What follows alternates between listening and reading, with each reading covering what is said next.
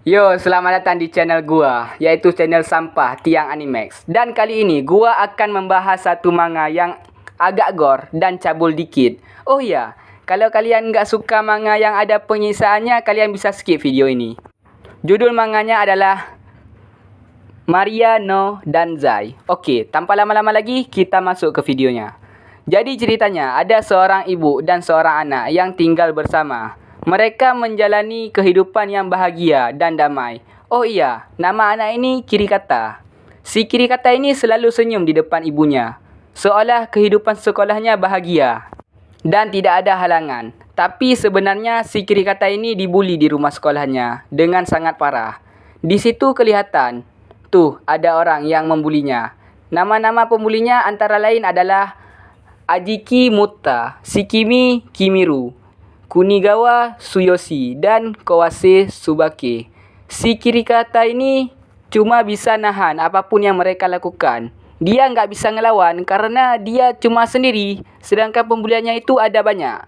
Ya, dari sini bisa kita lihat, pembuli itu cuma berani keroyokan aja. Kalau sendiri mah nggak berani, mereka itu cuma sampah masyarakat. Oke, kita lanjut.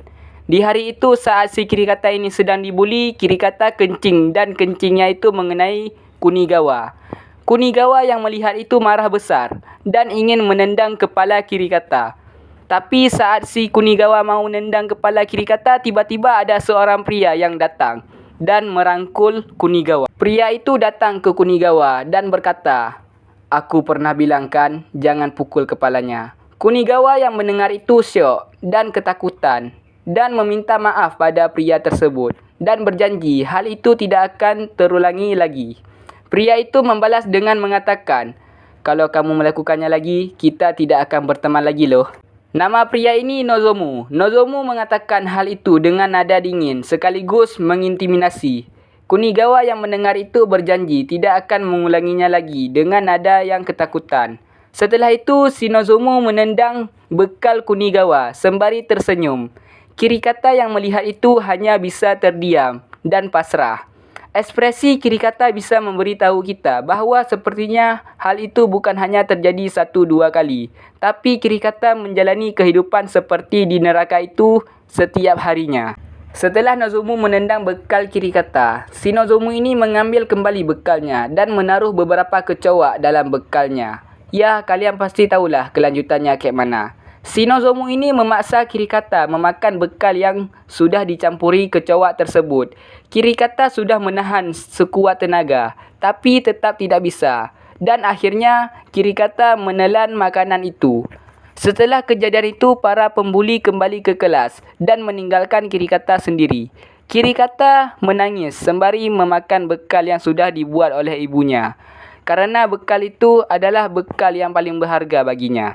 Flashback ke masa SMP. Di masa SMP itu terlihat bahawa orang-orang yang membuli Kirikata dulu juga membuli orang lain dulu. Rupanya orang yang dibuli dulu itu adalah temannya Kirikata. Kirikata menyelamatkan temannya dari pembuli-pembuli itu. Dan rupanya neraka yang dilalui oleh Kirikata sekarang karena dulu dia menyelamatkan temannya dari pembulian. Dan sekarang Kirikata menggantikan temannya itu. Kembali ke masa sekarang. Setelah melalui hari yang berat itu, Kirikata kembali pulang ke rumah dengan ekspresi senyum seolah tidak terjadi apa-apa.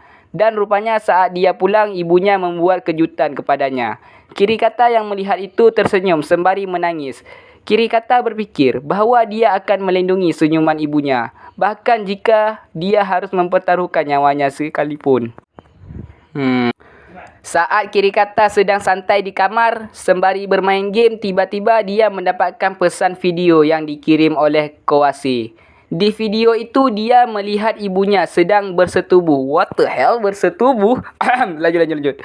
Dengan seorang pria. Tapi Kirikata nggak percaya kalau itu ibunya, karena suara wanita yang ada di dalam video itu berbeda dengan suara ibunya.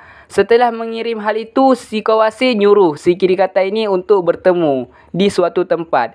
Ya, Kirikata ini mau nggak mau harus bertemu dengan mereka karena Kirikata nggak mau video itu tersebar. Saat Kirikata menemui para pembuli itu merendahkan ibunya. Kirikata yang mendengar itu menyuruh mereka diam. Tapi bukannya diam, para pembuli itu malah tertawa dengan terbahak-bahak.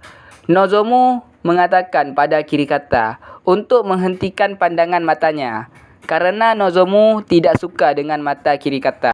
Kemudian Nozomu mengancam Kirikata dengan cara akan menyebarkan video yang tadi Kirikata lihat. Kirikata yang melihat itu mengatakan jangan sembari menangis. Nozomu yang mendengar itu memberikan suatu tawaran pada Kirikata. Jika Kirikata mahu melompat dari tebing ini, aku akan menghapus video ini, ucap Nozomu. Kirikata yang mendengar itu hanya bisa menangis sembari ketakutan. Nozomu memprovokasi Kirikata dengan mengatakan, jika dia tidak lompat dalam 3 detik, maka Nozomu akan menyebarkan video itu. Saat Nozomu mulai menghitung, Kirikata mengingat senyuman ibunya. Setelah mengingat senyuman ibunya, Kirikata berlari ke pagar tebing dan loncat.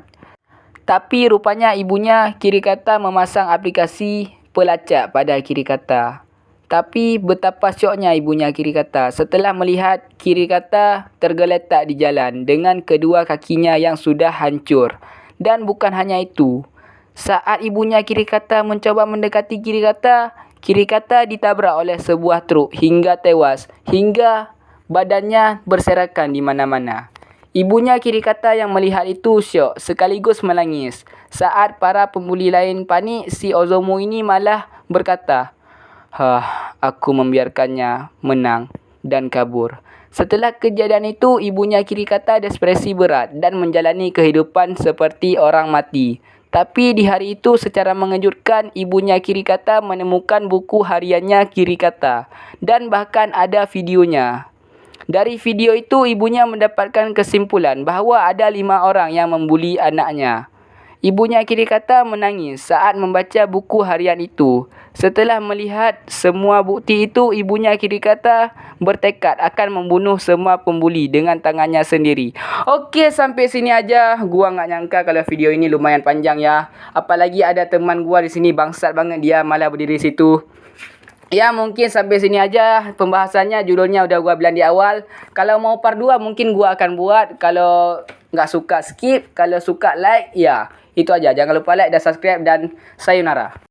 Jika penjelasan gua agak kurang dan agak gimana gitu, itu bukan salah gua ya. Itu salah kawan gua. Siapa suruh dia berdiri waktu gua lagi record suara. Anjing banget dia. Babi.